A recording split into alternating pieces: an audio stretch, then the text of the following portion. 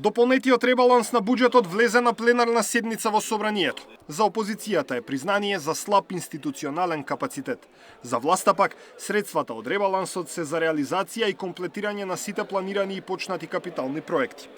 Првата финансиерка, Гордана Димитриевска-Кочовска, образложувајќи го ребалансот пред пратениците, кажа дека тоа е одговор на предизвиците што ги носи неизвестноста на глобално ниво и континуитетот на развојните политики што даваат резултат. Кризата во Персискиот залив, според неа, наметнала потреба од ревидирање на иницијалните проекции на буџетот со цел обезбедување на средства за најприоритетните обврски.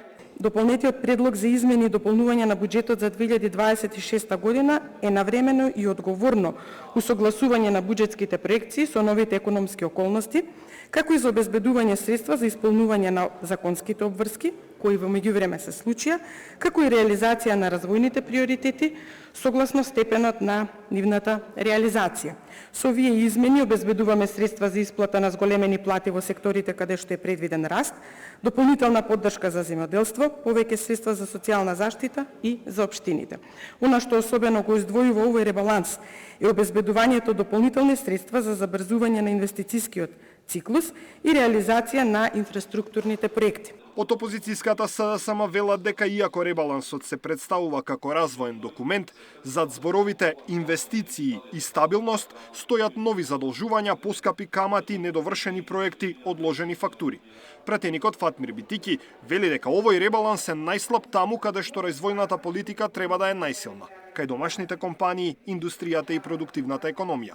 Има уште еден важен сигнал во овој ребаланс, а тоа е дека слабе е приходната основа на државата. Даночните приходи, наместо да се зајакнуваат, се ревидираат надолу, од 214,1 милиарда на 213,2 милиарди денари.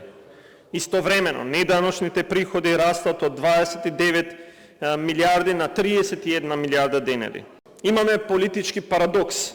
Владата бара доверба од граѓаните, но не покажува доверливост во сопствените бројки. Бара поддршка од собранието, но не покажува капацитет да ја одбрани првичната рамка што самата ја предложи.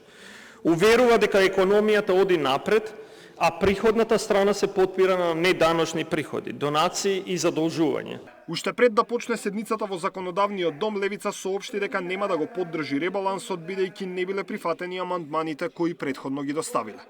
Претресот по дополнетиот ребаланс на буџетот на пленарна седница во собранието може да трае најмногу до 3 дена.